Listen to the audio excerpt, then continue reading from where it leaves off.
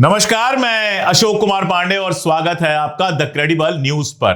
देशी घी अगर आप खा रहे हैं और मार्केट से खरीद रहे हैं और अगर आप रामदेव का पतंजलि का देशी घी खरीद रहे हैं तो यह खबर आपके लिए है। यह खबर हर चैनल पर होनी चाहिए थी, हर अखबार में होना चाहिए था, लेकिन आप जानते हैं कि टीवी चैनल जिनको पतंजलि से विज्ञापन मिलता है वो तो इस खबर को दबा ही ले जाएंगे। तो मैं आपको बता दूं कि अगर आप पतंजलि का घी खा रहे हैं तो आप बेसिकली जहर खा रहे हैं। उनका जो गाय का घी कहकर वो बेचते हैं, अगर उसको आप खा रहे हैं तो आप बेसिकली जहर खा रहे हैं। हमारे देश में कहा जाता है घी दूध खाओ तो हेल्थ बनेगी।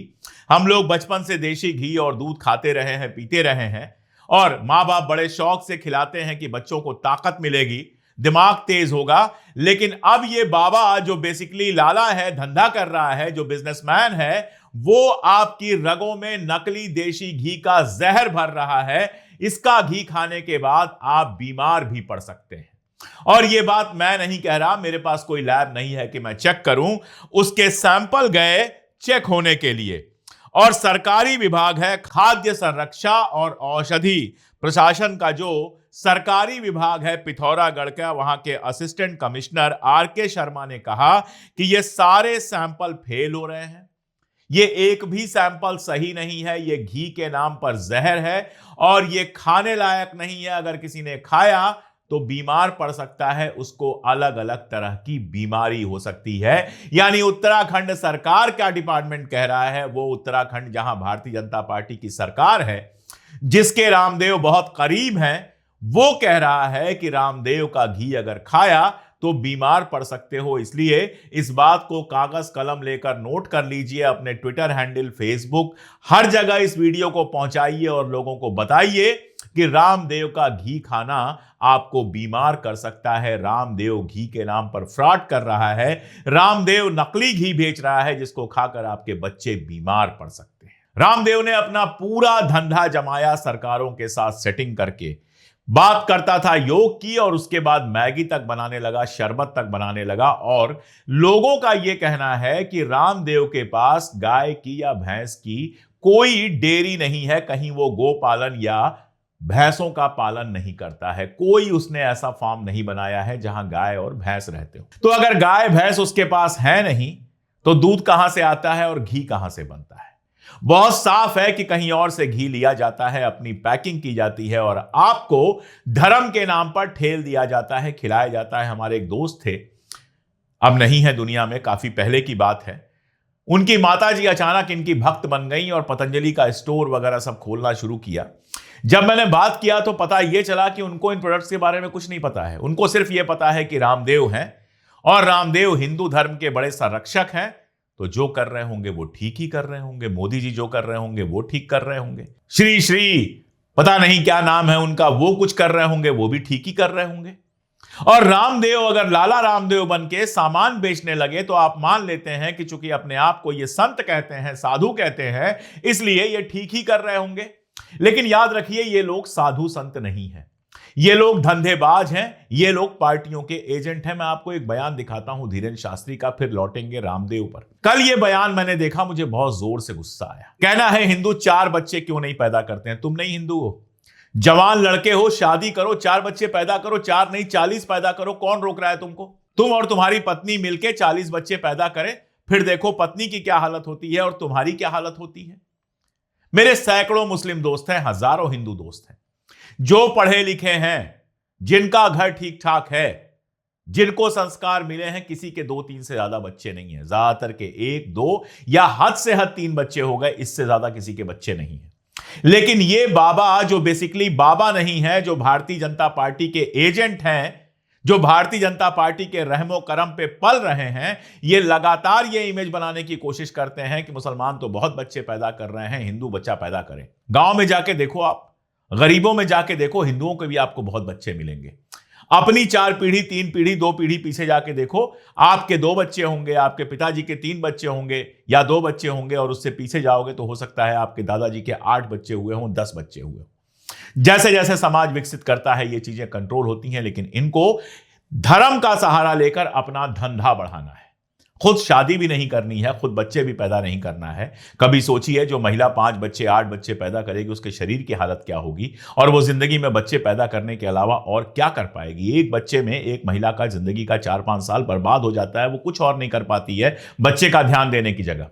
खैर, लौटते हैं रामदेव पर। तो रामदेव, बिजनेसमैन रामदेव, धंधेबाज रामदेव का घी सैंपल फेल हुआ है, उसका घी जहरीला पाया गया है, और यह कोई पहली बार नहीं है।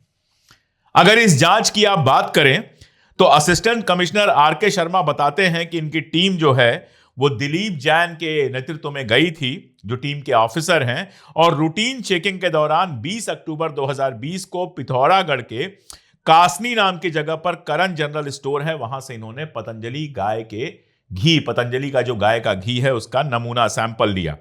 इस सैंपल को राज्य सरकार की जो प्रयोगशाला है, जो लैबोरेटरी है रुद्रपुर की, वहां भेजा गया। 2021 में इसकी जानकारी दी गई। 20 से मामला चल रहा है ये, इस बीच में पता नहीं कितने लोग जहर खा के बीमार पड़ चुके होंगे।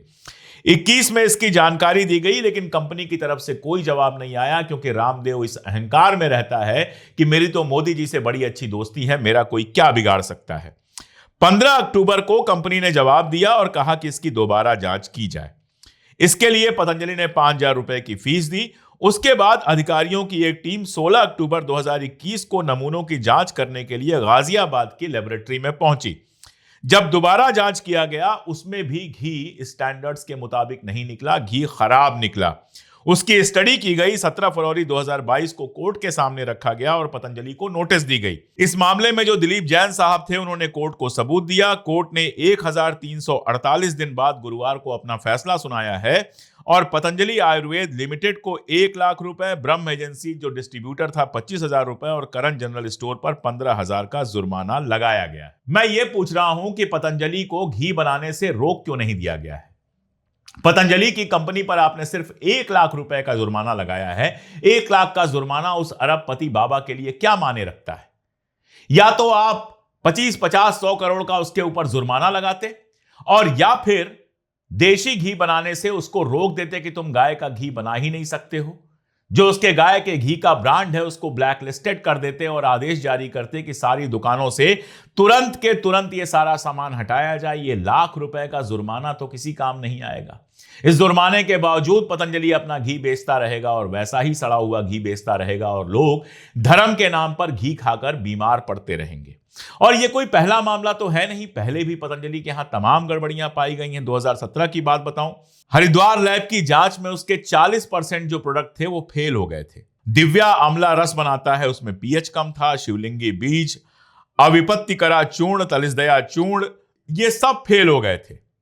बंगाल लैब में उसका आंवला जूस फेल हो गया था, और सेना की कैंटीन में यह सब बेचने पर रोक लगा दी गई थी। 2020 में सीएससी की रिपोर्ट आती है, जिसमें वो क्या बताते हैं कि शहद के नाम पर यह चीनी का सिरप बेच रहा है। यानी जिसको आप नेचुरल शहद समझकर खरीद रहे हैं, उसमें चीनी गाढ़ी करके चीनी का गाढ़ा घोल यानी सिरप डाल रहा है वो। और पतंजलि सहित 13 और ब्रांड्स की जांच शुरू हुई थी। 2023 में पतंजलि की सोन पापड़ी जो है वो क्वालिटी टेस्ट में फेल हो गई थी, और अदालत ने कंपनी के असिस्टेंट जनरल मैनेजर समेत 3 लोगों को 6 महीने की सजा सुनाई थी। सोन पापड़ी तक ये फर्जी बना रहा है। 2023 में ही उत्तराखंड की सरकार ने पतंजलि आयुर्वेद और दिव्य फार्मेसी के 14 प्रोडक्ट्स का लाइसेंस रद्द कर दिया था। इसमें Swasari gold, Swasari Bati, Swasari Pravahi, Swasari Avaleh, Bronchom, Muktavati, extra powder, Lipidom, BP Grit और तमाम चीजें थीं। इन सब पर बैन लगा दिया था, इन सबको ब्लैकलिस्ट कर दिया था उत्तराखंड सरकार ने। 2024 में पिथौरागढ़ डीडी हाट से शहद का सैंपल लिया गया था, उसमें भी सुक्रोज जो है वो 5% से ज्यादा पाया गया था। इसका मतलब कि उसमें शक्कर का सिरप मिलाया जा रहा था, उस पर भी 1 लाख का जुर्माना लगा था। जनवरी 2025, इसी साल के जनवरी महीने में उसका जो लाल मिर्च का पाउडर था, उसमें पेस्टिसाइड रेजिड्यू मिले थे, यानी कीटनाशक मिले थे उसमें। आप सोचिए वो कितना जहरीला हो जाएगा। उसके बाद 4 टन बैच को रिकॉल ऑर्डर दिया गया था कि मार्केट से इसको हटा लो, और रिफंड करने की बात कही गई थी कि जिन लोगों ने खरीदा है उनको रिफंड करो। अक्टूबर 2025 में गोरखपुर में रिफाइंड ऑयल का जो इसका सैंपल था वो FSSAI के जो स्टैंडर्ड हैं उनसे बिलो पाया गया था। खाद्य विभाग ने नोटिस जारी की थी। गोरखपुर उत्तर प्रदेश में नवंबर 2025 में खाद्य सुरक्षा निरीक्षण जो हुआ था, फूड सिक्योरिटी इंस्पेक्शन जो हुआ था, उसमें पतंजलि का रिफाइंड तेल और अमूल दही, ये दोनों के दोनों जो हैं वो गुणवत्ता परीक्षण में फेल हो गए थे। पिछले साल दिल्ली हाईकोर्ट में एक याचिका लगाई गई थी जिसमें कहा गया था कि पतंजलि का जो दिव्यकांति मंजन है वो हरे रंग के डॉट के साथ बेचा जा रहा है, जिसका मतलब कि वो शाकाहारी प्रोडक्ट है, लेकिन उसमें मछली का एक अर्क मिला है, यानी मांसाहारी इंग्रेडिएंट मिला हुआ है।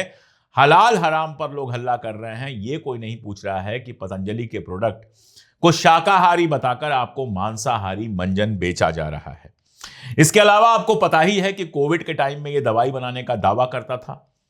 कोर्ट ने नोटिस दी, कोर्ट ने बुलाया, इसने कोई ज्यादा भाव नहीं दिया उस पर। फिर कोर्ट ने 1 करोड़ जुर्माने की चेतावनी दी थी, विज्ञापन बंद कराने का आदेश दिया था, और उसके बाद यह कोर्ट में खड़ा होकर गिड़गिड़ा रहा था। अभी हाल में इसने शरबत बनाया था और एक दूसरी कंपनी रूअफ़ज़ा के शरबत के बारे में घटिया टिप्पणी कर रहा था कि मदरसे में पैसा जाता है, यहां पैसा जाता है। उस पर भी सुप्रीम कोर्ट की इसको फटकार लगी है।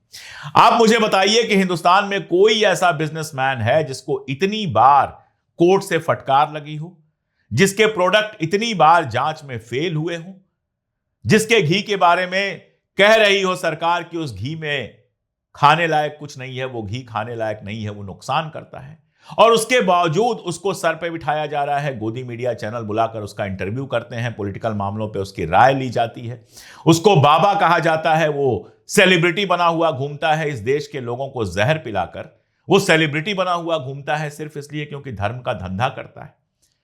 खैर, ये सब बातें तो होती रहेंगी, लेकिन अभी इतना याद रखिए कि अगर पतंजलि के प्रोडक्ट आप खरीदते हैं तो सावधान रहिए। जरा देख लीजिए वो स्टैंडर्ड पर हैं कि नहीं।